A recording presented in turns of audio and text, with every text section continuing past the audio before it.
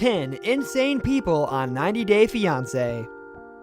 Louise suddenly hated Molly's bedroom decor on 90 Day Fiance. From the start, one should have predicted the breakup of Louise and Molly. Between the striking difference in age and the disapproval of Molly's daughter, the relation was not intended to last. Yet the odd aspects of one of the last major fights of Louise and Molly could not have been foreseen by anyone. Molly sat down with Louise in episode 10 to discuss their relationship and his feelings about their children.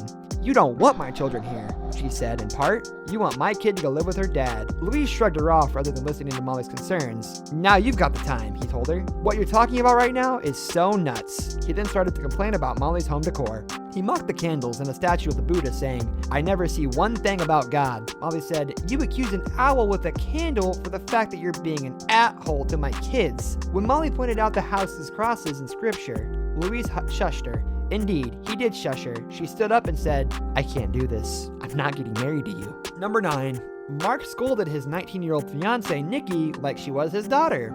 The relationship between Nikki and Mark had been weird from the very beginning. The two featured in season 3 of 90 Day Fiancé had a major age difference. She was 19 while he was 58. He could easily have passed by like her dad given his age. In reality, Mark seemed to treat Nikki more like a daughter than a fiancée, and that behavior began at the season's very beginning. As Mark picked up Nikki from the airport, Nikki enjoyed the sights from the window of his car. She tapped the glass at one level. "You put any fingerprints at my windows?" asked Mark. Nikki stared at him, lost in comprehension. He explained that she was not allowed to put her fingers on the glass, and that was a rule he had for his children. In response, Nikki placed her whole hand on the glass, and Mark replied, "Nikki, you're messing with my happiness," and said she would have to clean it with a towel. Number 8. Carolina found women's underwear in her fiancé's closet. When in season 3, Carolina moved from Colombia to the US, she was unsure about her relationship with her fiancé, Fernando. He had previously been unfaithful to her, and she was searching for some hint of more philandering. In one display scene at Fernando's house, Carolina looked through the drawers. "I am looking for everything I can find," she said.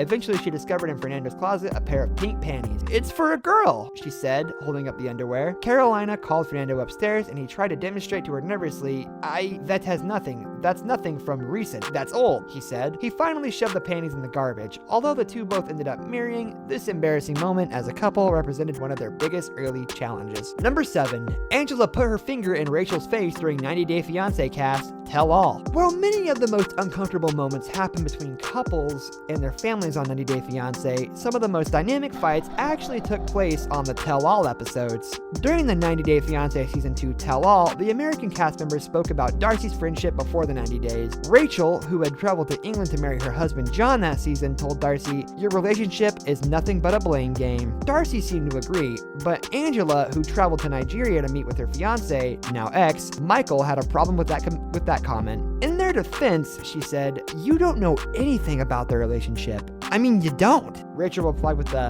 a terse, "Excuse me?" Then the conversation escalated into a heated confrontation, with Angela pointing her finger in Rachel's face. "You are basically putting your finger up my nose," Rachel said. Eventually, Angela backed away. Number 6. Paul wore protection to swim. In season 1 of 90 Day Fiancé, Paul went to Brazil before the 90 days to meet Karine, his soon-to-be fiancé whom he met online. Things were still awkward because the two didn't speak the same language and had to communicate via a translator app, so when the pair decided to go swimming, things went downright crazy. In episode 5, Paul clarified that he was warned by his doctor about drinking and swimming in Brazil's water. He took out a small cylinder bag. "I've got this," he said, holding it up, and described it as a sheath protection bag. He went to the bathroom to put it on, saying, "Definitely don't want anything to swim up my penis." Number 5.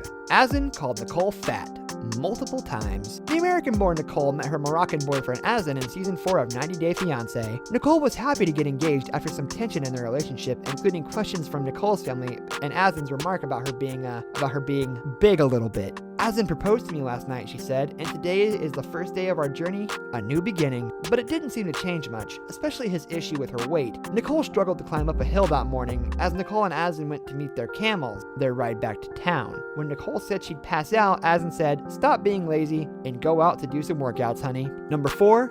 Kalani told her sister she was pregnant. Again. She gave birth to their baby in her home state of California before 90 Day Fiancé. Before 90 Day Fiancé, season 6 star Kalani could carry her fiancé Asuelu to the US. Throughout this time, she was heavily dependent on her family for support and childcare, particularly her sister Kalani. And when Kalani found out she was again unexpectedly pregnant, she realized her sister would be disappointed. Kalani eventually broke the news to Kalani during her bridal shower after going back and forth on when to tell her. I know it's shocking, it's like shocking news and like terrible timing right now, but I feel like though if I told you it was bad. In tears, Kalani walked away from their table saying, I don't want to do this. It's hard to watch Kalani know her sister will face even more financial troubles, but it's even harder to see Kalani see her sister walk away. Perhaps Kalani's reaction is too intense, or maybe it's just some sisterly tough love. It is tense anyways. Number 3, Ashley discovered Jay's Tinder. Given the difference in age, it seemed that Ashley and Jay, raised in Jamaica, really did get along. In 90 Day Fiancé Season 6, Jay moved to Pennsylvania to be with Ashley, even amid reports of his infidelity and the fears of Ashley's friends that Jay might be unfaithful. But just a week after the couple's engagement party in Las Vegas, Ashley spotted Jay talking to another woman on Tinder. Ashley appeared heartbroken on the sofa with a glass of wine as she explained what had happened. The day we got home from our wedding, he created the account, she said. To add insult to injury, Ashley expressed the severity of the situation further. I can't even drive him out of my building, she said, adding, I'm responsible for him for 10 years. It's awkward to hear Ashley to say just a week after her romantic engagement party that she should have known better, but when Jay walked in the front door, the scene got even weirder. He sat next to Ashley and said plainly, would you like to talk about it? Probably not. Number 2, Larissa tried too hard. Larissa and Colt, a pair of Season 6's 90 Day Fiancé, had some significant problems during their marriage. There has been drama with Colt's mother and even the arrest of Larissa. Still, nothing was so painful for viewers to watch as the desperate attempt by Larissa to impress her co-stars in the final season. After arriving late, before meeting the other 90 Day Fiancé couples, Larissa stressed on looking nice. It soon became apparent that Larissa not only wanted to look good, she wanted to impress someone. Fernanda's jealous of me for being hideous, she said via US Weekly. When finally Larissa met Colt, Larissa and Colt made it to set, Larissa and Fernanda got into an argument right away. Fernanda said that Larissa and Colt were mean and that Larissa had been mocked. Larissa called Fernanda a brat. Half of the couples eventually left the set, but when Fernanda and John walked away, Larissa called after her, asking her to buy a butt. The conversation was awkward and strange, and above all, very unpleasant. Number 1, Paola wasn't welcomed by Russ's family. When the Colombian beauty Paola moved to Oklahoma to be with fiancé Russ in 90 Day Fiancé Season 1, things instantly tensed between the couple and the